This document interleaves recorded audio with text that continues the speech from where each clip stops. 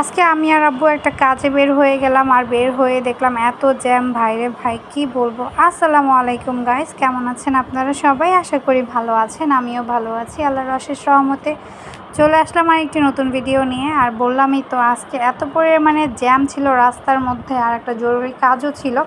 তার জন্য আব্বুকে বললাম, যেহেতু অনেক ইম্পর্টেন্ট একটা কাজ আর সময়ের মতো পৌঁছাতেই হইব, তার জন্য চলো আমরা মেট্রোতে চলে যাই। কারণ এর আগে কখনো কিন্তু আমার মেট্রোতে ওঠা হয় নাই, আর আব্বুও কিন্তু মেট্রোতে উঠে নাই। এটাই আমাদের ফার্স্ট টাইম মেট্রোতে উঠবো। আর আজকে কিন্তু মিরপুর যাব, তার জন্যই ভাবতেছি যে শর্টকাট হবে, মতিঝিল থেকে যদি মেট্রোতে চলে যাই একদম ডিরেক্টলি মিরপুর গিয়ে নেমে যাব, কোনো জ্যাম জট থাকবে না, ঝামেলা ছাড়া যাব, তাড়াতাড়ি কাজটাও হয়ে যাবে আর সময় মতো যেতেও পারবো। তার জন্য কিন্তু টিকিট মিকিট কেটে যে দাঁড়ায় আসি, ট্রেনের জন্য অপেক্ষা করতেছি। আর আসার পরে ভাই ভালোই লাগলো, পুরা মানে দেখা যে আমাদের দেশটা এত পরিমাণে উন্নত হয়েছে।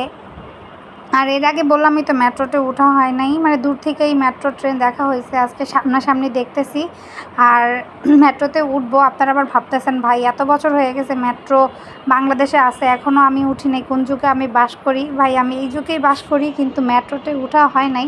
কারণ মেট্রো দিয়ে কোথাও যাওয়ার মতো জায়গা আমার ছিল না। আজকে হঠাৎ করে একটা কাজ পড়ে গেছে, তাও আবার সিএনজি নিচ্ছি, কিন্তু এত জ্যামের কারণে সিএনজি থেকে নাইমা আমার মেট্রোতে উঠতে হয়েছে, কারণ ওইটা আমার অনেক জরুরি একটা কাজ ছিল, সময় মতো যেতে যাওয়া লাগতো, তার জন্যই কিন্তু অপেক্ষা করতেছিলাম। আব্বু কিন্তু মেট্রোতে একদমই উঠতে চাইতেছিল না, আব্বুকে জোর করে আমি নিয়ে আসছি এক প্রকার।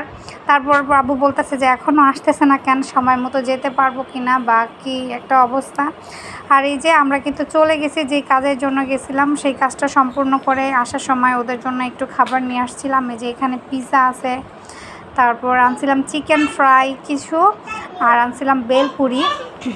আর পিৎজাটা কিন্তু অনেক মজা ছিল, অনেক চিজই ছিল, দেখেন একদম টান দিতেই কিন্তু চিজ ভরা ছিল। আর এই যে বেলপুরিটা কিন্তু আমাদের এলাকারই ছিল, আপনার ভাইয়ার এই বেলপুরিটা অনেক পছন্দ, মানে উনি যখনই আসবে এই বেলপুরিটা মাস্ট খায়, ওর অনেক পছন্দ। আর এই যে তাজ এখানে পিৎজা খাইতেছে মেয়োনিজ দিয়া, তাজের মেয়োনিজ অনেক পছন্দ, দেখে মেয়োনিজ দিছি কিনা, ও মেয়োনিজটা চাইটা চাইটা আবার পিৎজাটা ব্যাগ দিয়ে দেয়। এখন খাবার দাবার খাবো, গরম গরম খাবার। আর আজকের ভিডিওটা কিন্তু এই পর্যন্তই রাখবো। আমার ভিডিওটা যদি ভালো লেগে থাকে তাহলে প্লিজ লাইক কমেন্ট সাবস্ক্রাইব করে দিবেন, আমার পাশে থাকবেন।